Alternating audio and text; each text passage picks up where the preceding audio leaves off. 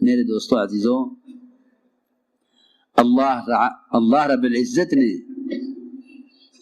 ہمیں ایمان پر جمایا ہوا ہے، یہ اللہ کا سب سے بڑا فضل ہے۔ ہم میں سے کوئی بھی اپنے ایمان پر اپنی مرضی سے، اپنی قوت سے جمع ہوا نہیں ہے، محض اللہ کا فضل ہے۔ کیونکہ دنیا میں ایمان اللہ کے فضل کا مظہر ہے، اور دنیا میں کفر اللہ کے استغنا کا مظہر ہے، اور آخرت میں جنت اللہ کے فضل کا مظہر ہے، اور آخرت میں جہنم اللہ کے استغنا کا مظہر ہے۔ یہ سمجھنے کی بات ہے۔ جی ہاں، دنیا میں ایمان پر قائم رہنا یہ اللہ کا سب سے بڑا فضل ہے۔ چنانچہ حضور اکرم صلی اللہ علیہ وسلم سے یہ مطالبہ کیا کہ ہم آپ کو حضرت رسول کا بوسہ نہیں لینے دیں گے جب تک آپ ہمارے بتوں کے آگے سے جھک کر نہیں جائیں گے۔ آپ صلی اللہ علیہ وسلم کو اس میں کوئی شک نہیں کہ انبیاء علیہ السلام تو ہر گناہ سے معصوم ہیں۔ شرک تو کوئی تصور ہی نہیں کر سکتا کہ انبیاء کے ساتھ شرک کا تصور بھی ہو انبیاء کو، کیونکہ وہ اللہ کی توحید کو قائم کرنے کے لیے بھیجے گئے ہیں۔ لیکن آپ کو ہلکا سے خیال آیا بغیر دل کے ارادے کے، اگر ان کو صرف خاموش کرنے کے واسطے سر سے اشارہ کر دیا جائے تو کیا حرج ہے؟ یہ خیال آیا بغیر دل کے ارادے کے، بغیر دل کے ارادے کے، اور یہ خیال آپ نے پکایا نہیں، آ کر گزر گیا۔ اللہ نے فرمایا وَلَوْلَا أَن ثَبَّتْنَاكَ لَقَدْ كِدتَّ تَرْكَنُ إِلَيْهِمْ شَيْئًا قَلِيلًا۔ نبی جی، اگر ہم آپ کو نہ جماتے تو قریب تھا کہ آپ ان کی بات کی طرف تھوڑے سے جھک جاتے، وہ بھی دل کے ارادے سے نہیں، صرف ان کو دکھانے کے لیے۔ اگر آپ ایسا کر لیتے تو ہم آپ کو دگنا عذاب دنیا میں دیتے، دگنا عذاب آخرت میں دیتے۔ ہاں، میں نے بات اس لیے عرض کی ہے کہ ہم میں سے ہر ایک غور کرے اپنی ذات کے اعتبار سے، اس لیے کہ مسلمان کی بے دینی وہ صرف اپنے اختیار سے نہیں ہے، بلکہ کچھ اسباب ہیں بے دینی کے، صرف اپنے اختیار سے بھی نہیں ہے، بلکہ کوئی اسباب ہیں بے دینی کے۔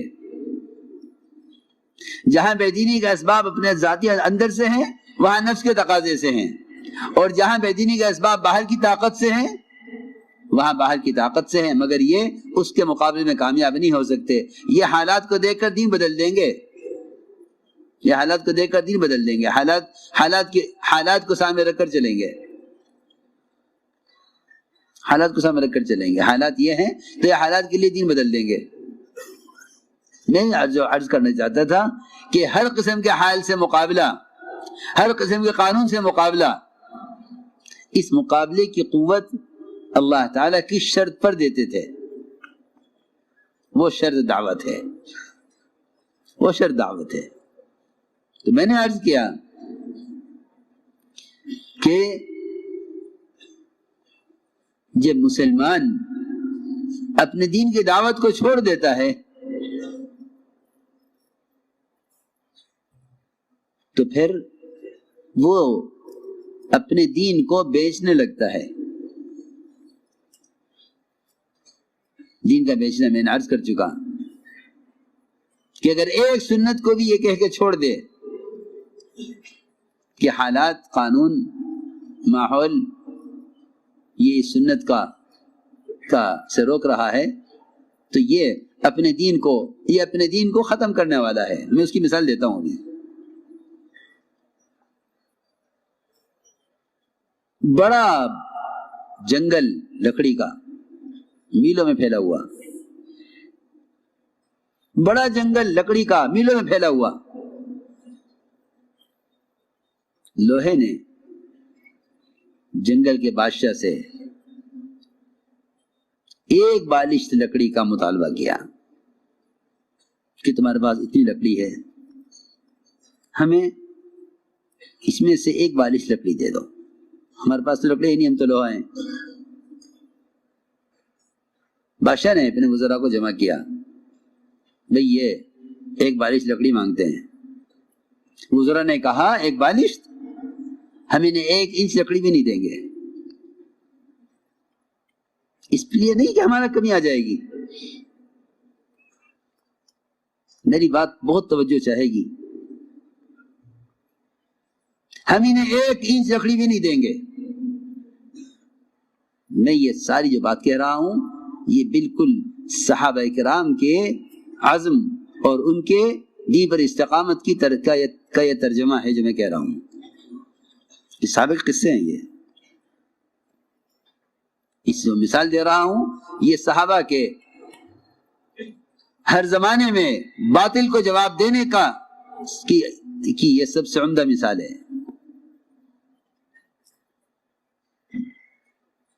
وزراء نے منع کر دیا کہ نہیں ایسا مت کیجیے. بادشاہ نہ مانا. بادشاہ نے کہا اتنی لکڑی ہمارے پاس، میلوں میں جنگل کھڑا ہوا ہے، بے شمار درخت، بے شمار شاخیں، بے حساب لکڑی، انہیں ایک بالشت کی ضرورت ہے، دے دو. نہ مانا بادشاہ اور اس نے لکڑی اٹھا کے ایک بالشت لکڑی اس کو دے دی.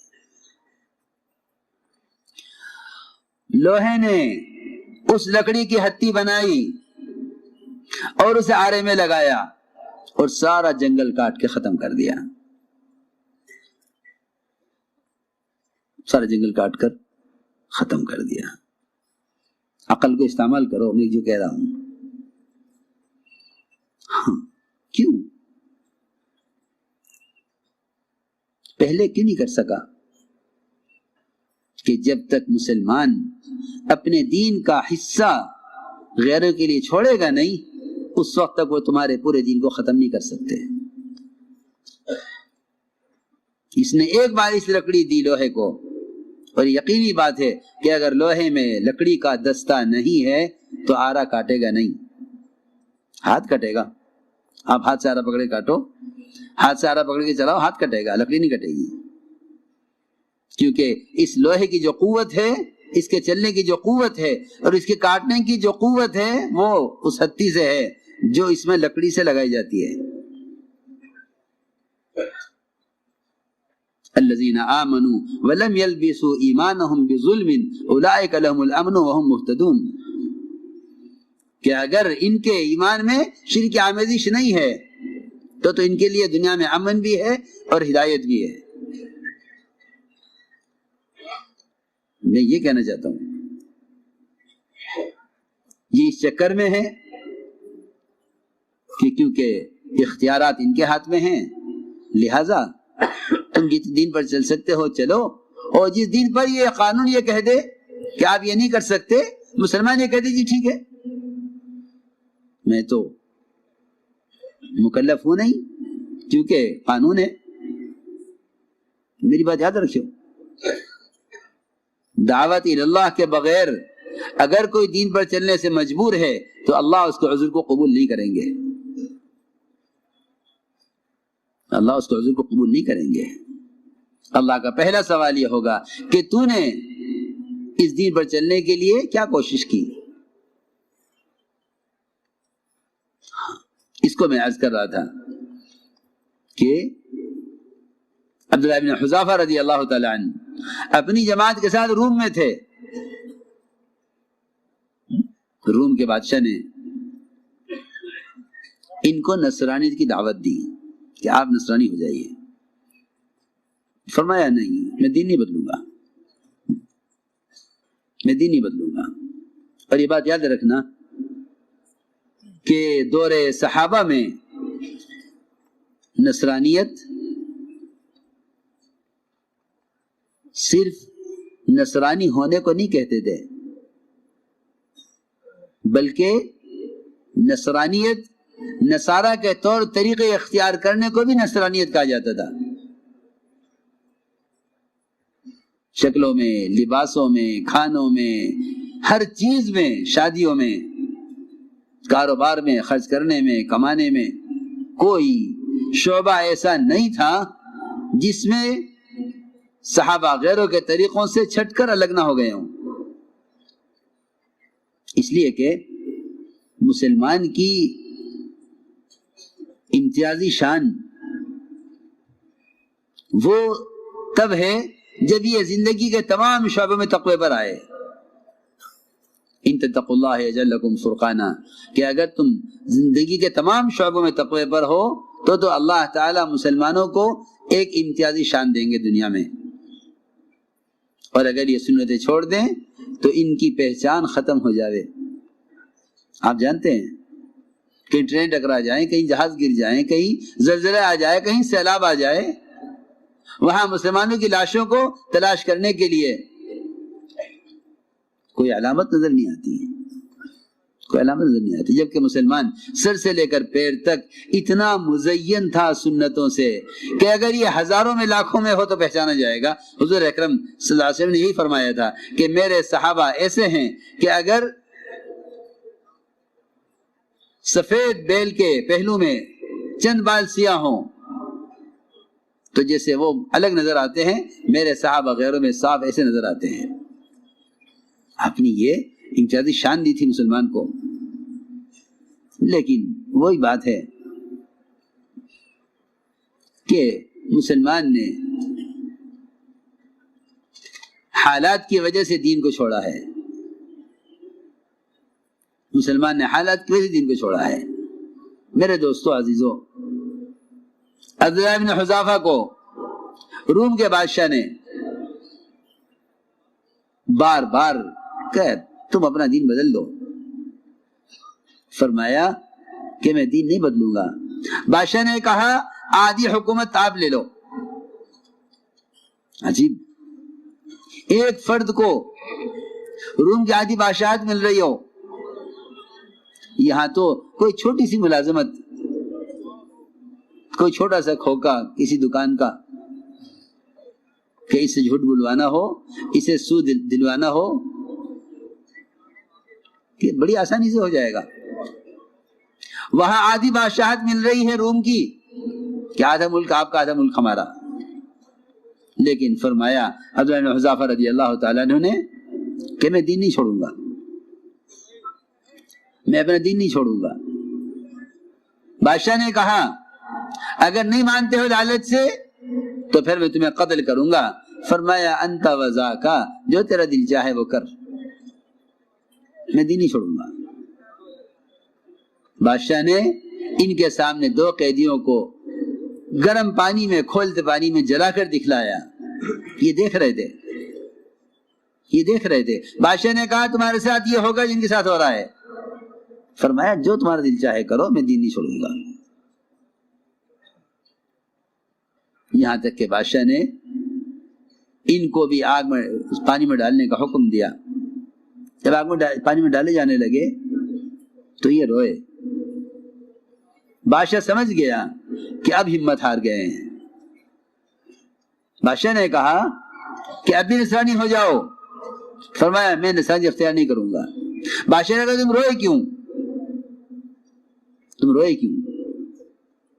فرمایا کہ میرے رونے کی وجہ وہ یہ تھی کہ اللہ کے سامنے ایک جان پیش کرتے ہوئے شرم آتی تھی. میں تو یہ چاہتا تھا میرے بدن کے بالوں کے بقدر جانیں ہوتی، وہ ایک ایک اس دیگ کے اندر ڈالی جاتی اور اللہ دیکھتے کہ میں اس کے لیے کتنی جانیں قربان کرتا ہوں. یہ جذبہ. بادشاہ مایوس ہو گیا کہ لالچ سے یہ نہیں مانتے، خوف سے یہ نہیں مانتے. میرے دوستو عزیزو، صرف اس زمانے میں مسلمان کے دین کو چھوڑنے کے صرف یہ دو سبب ہیں، یا لالچ ہے یا خوف ہے۔ حالانکہ مسلمان اللہ کے خزانوں سے براہ راست فائدے اٹھانے والا ہے۔ مسلمان کی بات تو یہ تھی، فما آتانی اللہ خیر مما آتاکم، ہمیں اللہ نے اپنی ذات سے لینا سکھلایا ہوا ہے، ہمیں تمہاری دنیا کی ضرورت نہیں ہے۔ ریکنسٹرکشن آف امہ، جی ہاں، dailymarkers.com۔ ہمیں تمہاری دنیا کی ضرورت نہیں ہے، بل انتم بہدیتکم تفرحون۔ بلقیس نے سلیمان علیہ السلام کو آزمانے کے لیے ہدیہ بھیجا تھا۔ وہاں معلوم ہوا کہ ہدیے میں سونے کی اینٹ آ رہی ہے، سونے کی اینٹ ہدیے میں آ رہی ہے۔ وہ سمجھتے تھے بہت بڑا ہدیہ ہے، ہم اپنے ہدیے سے، اپنے مال سے رعب ڈالیں گے ان پر۔ سلیمان علیہ السلام نے ساری زمین ہی سونے کی بنوا لی۔ جنات شیاطین کو حکم دیا کہ جتنا سونا ہے جمع کرو، زمین سے نکالو باہر اور پورا فرش سونے کا بنا دو۔ سارا دربار پورا سونے کا بنوایا، اور اس سونے کی حیثیت بتانے کے لیے کہ جو اللہ والے ہوتے ہیں ان کے نزدیک لوہا اور سونا، مٹی اور پتھر برابر ہوتا ہے۔ سارا فرش سونے کا بنوا کر اس پر مویشی چھڑوائے، گائے بھینس بیل بندوا دیے جو گوبر کرتے تھے، پیشاب کرتے تھے۔